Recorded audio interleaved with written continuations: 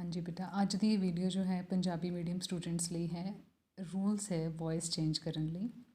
Basically ਤੁਸੀਂ ਯਾਦ ਰੱਖਣਾ ਕਿ ਦੋ ਤਰ੍ਹਾਂ ਦੇ ਸੈਂਟੈਂਸਸ ਹੈ ਇੰਗਲਿਸ਼ 'ਚ, ਡੈਕਲੇਰੇਟਿਵ ਅਤੇ ਸੈਂਟੈਂਸਸ ਜਿਨ੍ਹਾਂ 'ਚ ਵਰਬ ਯੂਜ਼ ਹੁੰਦੀ ਹੈ। ਡੈਕਲੇਰੇਟਿਵ ਕਿਹੜੇ ਸੈਂਟੈਂਸਸ ਹੈ ਜਿਹਦੇ 'ਚ ਕੋਈ ਐਕਸ਼ਨ ਨਹੀਂ ਹੋ ਰਿਹਾ, ਸਿਰਫ ਕੋਈ ਇਨਫੋਰਮੇਸ਼ਨ ਦਿੱਤੀ ਜਾ ਰਹੀ ਹੈ। ਫੋਰ ਐਗਜ਼ਾਮਪਲ, ਇਹ ਕੁਝ ਸੈਂਟੈਂਸਸ ਇੱਥੇ ਲਿਖੇ ਹੈ। There is a pen, I am a boy, they are people, this is a bat, that is a mango, those are grapes. ਇਹਨਾਂ ਦਾ ਕੋਈ ਪੈਸਿਵ ਸੈਂਟੈਂਸ ਨਹੀਂ ਬਣਦਾ ਕਿਉਂਕਿ ਇਹਦੇ 'ਚ ਕੁਝ ਵੀ ਐਕਸ਼ਨ ਨਹੀਂ ਹੋ ਰਿਹਾ, ਸਿਰਫ ਇੱਕ ਇਨਫੋਰਮੇਸ਼ਨ ਦਿੱਤੀ ਜਾ ਰਹੀ ਹੈ। ਇਹਨਾਂ ਨੂੰ ਇੰਗਲਿਸ਼ 'ਚ ਬੋਲਦੇ ਆ ਡੈਕਲੇਰੇਟਿਵ ਸੈਂਟੈਂਸਸ। ਡੈਕਲੇਰੇਟਿਵ ਸੈਂਟੈਂਸਸ 'ਚ ਕਦੀ ਵੀ ਪੈਸਿਵ ਨਹੀਂ ਬਣੇਗਾ। ਦੂਸਰੇ ਸੈਂਟੈਂਸਸ ਹੈ ਜਿਨ੍ਹਾਂ ਦੀ ਵਰਬ ਹੁੰਦੀ ਹੈ। ਵਰਬ ਦਾ ਮਤਲਬ ਉਹਨਾਂ 'ਚ ਕੋਈ ਐਕਸ਼ਨ ਹੋ ਰਿਹਾ। For example, children play football, they have eaten there meals, he will follow the rules. ਇਹਦੇ 'ਚ ਐਕਸ਼ਨ ਕਰਨ ਵਾਲਾ ਕੌਣ ਹੈ? ਫਸਟ ਪਲੇਸ 'ਤੇ ਚਿਲਡਰਨ ਸਬਜੈਕਟ ਹੈ ਜੋ ਐਕਸ਼ਨ ਕਰ ਰਿਹਾ। ਐਕਸ਼ਨ ਸ਼ੋ ਕਿਹੜਾ ਵਰਡ ਕਰ ਰਹੇ ਹੈ? ਪਲੇ ਵਰਬ ਹੋ ਗਿਆ। ਐਕਸ਼ਨ ਹੋ ਕਿੰਦੇ 'ਤੇ ਰਿਹਾ? ਫੁੱਟਬਾਲ 'ਤੇ ਆਬਜੈਕਟ ਹੋ ਗਿਆ। ਇਸੇ ਤਰ੍ਹਾਂ ਮਾਰਕ ਕੀਤੇ ਦੇ ਸਬਜੈਕਟ, ਹੈਵ ਈਟਨ ਵਰਬ ਹੈ, ਦੇਅਰ ਮੀਲਸ ਆਬਜੈਕਟ ਹੈ। ਠੀਕ ਹੈ, ਇਹਨਾਂ ਤਿੰਨਾਂ ਸੈਂਟੈਂਸਸ ਦੇ ਪੈਸਿਵ ਵੌਇਸ ਜੋ ਹੈ ਉਹ ਪੋਸੀਬਲ ਹੈ। ਸੋ ਰੂਲਸ ਕੀ ਹੈ? First we will discuss simple sentences. First present indefinite. ਅਗਰ ਤੁਹਾਨੂੰ ਨਾਮ ਯਾਦ ਨਹੀਂ ਹੁੰਦੇ ਤਾਂ ਨਾਮ ਸਕਿਪ ਕਰ ਦਿਓ। You can simply keep in mind ਦਾ ਜੋ ਨਿਸ਼ਾਨੀਆਂ ਹੈ। ਠੀਕ ਹੈ, ਨਿਸ਼ਾਨੀਆਂ ਨੂੰ ਮਾਈਂਡ 'ਚ ਰੱਖ ਸਕਦੇ ਹੋ। ਜਿਸ ਤਰ੍ਹਾਂ ਐਕਟਿਵ 'ਚ ਕੀ ਲੱਗਿਆ ਹੋਏਗਾ? SES ਦੇ ਨਾਲ ਵਰਬ ਦੀ ਫਸਟ ਫਾਰਮ। ਪੈਸਿਵ 'ਚ ਕਿਹਦੇ 'ਚ ਚੇਂਜ ਕਰੋਗੇ? Helping verb. ਹੈਲਪਿੰਗ ਵਰਬ ਤੁਹਾਡੇ ਕੋਲ ਲੱਗੇਗੀ ਇਜ਼, ਐਮ ਜਾਂ ਆਰ। ਇਹਨਾਂ ਤਿੰਨਾਂ 'ਚੋਂ ਕੋਈ ਇੱਕ ਅਕੋਰਡਿੰਗ ਟੂ ਦਾ ਸੈਂਟੈਂਸ ਨਾਲ ਵਰਬ ਦੀ ਥਰਡ ਫਾਰਮ ਬਣੇਗੀ। ਸਬਜੈਕਟ ਆਬਜੈਕਟ 'ਚ ਚੇਂਜ ਹੋ ਜਾਏਗਾ, ਆਬਜੈਕਟ ਸਬਜੈਕਟ 'ਚ ਚੇਂਜ ਹੋ ਜਾਏਗਾ ਅਤੇ ਬਾਏ ਵਰਡ ਦਾ ਯੂਜ਼ ਹੋਏਗਾ। For example, I play football. ਦੇਖੋ ਬੇਟਾ, ਇਸ ਸੈਂਟੈਂਸ 'ਚ ਐਕਸ਼ਨ ਕਿਹੜਾ ਵਰਡ ਸ਼ੋ ਕਰ ਰਿਹਾ? ਪਲੇ। ਇਹ ਵਰਬ ਹੋ ਗਿਆ। Who is playing? ਆਈ।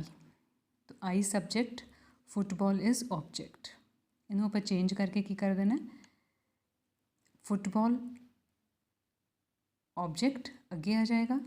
ਉਸ ਤੋਂ ਬਾਅਦ is played. Is played is, ਇੱਥੇ ਤੁਹਾਨੂੰ ਮੈਂ ਦੱਸਿਆ ਨਾ ਕਿ ਇਜ਼, ਐਮ ਜਾਂ ਆਰ 'ਚੋਂ ਕੁਛ ਇੱਕ ਯੂਜ਼ ਹੋ ਜਾਏਗਾ। Is played is third form, by ਲੱਗ ਗਿਆ ਨਾਲ। ਮੀ ਕਿੱਥੋਂ ਬਣਿਆ? ਆਈ ਤੋਂ। ਕਿਉਂਕਿ ਜਦੋਂ ਸਬਜੈਕਟ ਆਬਜੈਕਟ ਦੀ ਜਗ੍ਹਾ ਆ ਜਾਏਗਾ ਤਾਂ ਉਹਦੀ ਫਾਰਮ ਚੇਂਜ ਹੋ ਜਾਏਗੀ। ਜਿਸ ਤਰ੍ਹਾਂ ਹੀ ਦਾ ਬਣ ਜਾਏਗਾ ਹਿਮ, ਹੀ ਪਲੇਜ਼ ਫੁੱਟਬਾਲ। ਹੁਣ ਇਹ ਬਾਕੀ ਸੈਂਟੈਂਸ ਤੁਸੀਂ ਦੇਖ ਸਕਦੇ ਹੋ। ਔਰ ਜਿਹੜੇ ਨੈਗੇਟਿਵ ਸੈਂਟੈਂਸਸ ਹੈ ਉਹਨਾਂ 'ਚ ਡੂ ਨੋਟ ਜਾਂ ਡਜ਼ ਨੋਟ ਲੱਗਿਆ ਹੋਏਗਾ।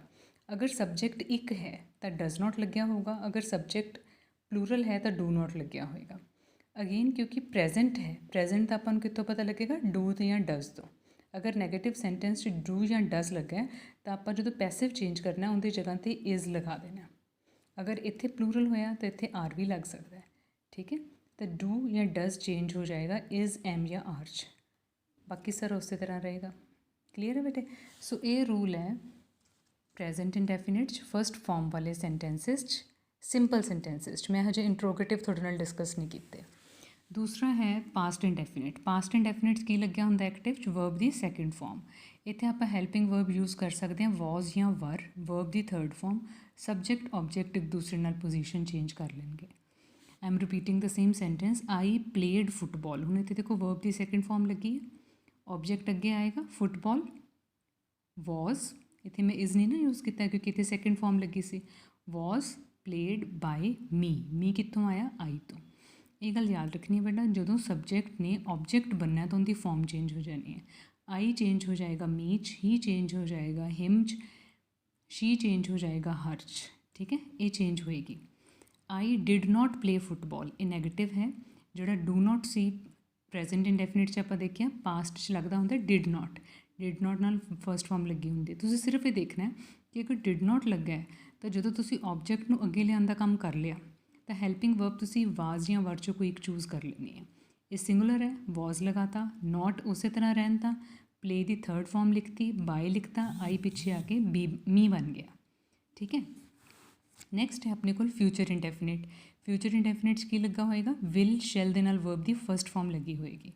ਅਗੇਨ ਆਪਾਂ ਨੂੰ ਕੀ ਯੂਜ਼ ਕਰਨਾ ਪੈਣਾ? ਹੈਲਪਿੰਗ ਵਰਬ ਨਾਲ ਵਰਬ ਦੀ third farm. Again subject object ਆਪਣੀ ਪੋਜੀਸ਼ਨ ਚੇਂਜ ਕਰਨਗੇ। ਉਹੀ ਸੈਂਟੈਂਸ ਮੈਂ ਫਿਰ ਰਿਪੀਟ ਕਰ ਰਹੀ ਹਾਂ, ਆਈ ਵਿਲ ਪਲੇ ਫੁੱਟਬਾਲ। ਪਹਿਲਾਂ ਮੈਂ ਫੁੱਟਬਾਲ ਵਰਡ ਨੂੰ ਅੱਗੇ ਲੈ ਕੇ ਆਉਂਗੀ, ਫੁੱਟਬਾਲ ਵਿਲ, ਫਿਰ ਮੈਂ ਬੀ ਲਗਾਉਂਗੀ। ਇੱਥੇ ਮੈਂ ਲਿਖਿਆ ਨਾ +B, प्लस बी का मतलब विल शैल उस तरह लगा रहेगा, उनके नाल बी लग जाएगा। Will be played by me. अगर आ जाए I will not play football, तो football will not be played by मी।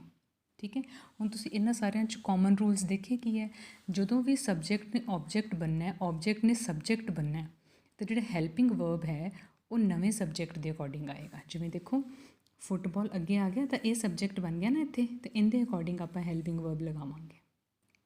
ਠੀਕ ਹੈ, ਤੇ ਸੈਕਿੰਡ ਇਹਦੇ 'ਚ ਆਪਾਂ ਸੇਮ ਚੀਜ਼ ਕੀ ਦੇਖੀ ਸਾਰਿਆਂ 'ਚ, ਵਰਬ ਦੀ ਥਰਡ ਫਾਰਮ। ਇਹਦੇ 'ਚ ਵੀ ਵਰਬ ਦੀ ਥਰਡ ਫਾਰਮ, ਵਰਬ ਦੀ ਥਰਡ ਫਾਰਮ, ਵਰਬ ਦੀ ਥਰਡ ਫਾਰਮ।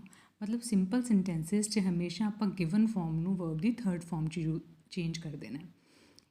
ਮੈਂ ਹਜੇ ਤੱਕ ਗੱਲ ਕੀਤੀ ਹੈ ਸਿਰਫ ਸਿੰਪਲ ਸੈਂਟੈਂਸਿਸ ਬਾਰੇ, ਕੱਲ੍ਹ ਆਪਾਂ ਗੱਲ ਕਰਾਂਗੇ ਕੁਐਸਚਨ ਮਾਰਕ ਵਾਲੇ ਸੈਂਟੈਂਸਿਸ ਬਾਰੇ। ਠੀਕ ਹੈ, ਤਾਂ ਤੁਸੀਂ ਇਹਨਾਂ ਰੂਲਸ ਨੂੰ ਧਿਆਨ ਨਾਲ ਯਾਦ ਰੱਖੋ, ਔਰ ਜਿਹੜੇ ਤੁਹਾਡੇ ਮੈਂ ਕੱਲ੍ਹ ਐਕਸਰਸਾਈਜ਼ ਦਿੱਤੀ ਸੀ ਉਹਦੇ ਵਿੱਚ ਦੇਖੋ ਇਹ ਕੋਈ ਰੂਲ ਅਪਲਾਈ ਹੋ ਰਿਹਾ।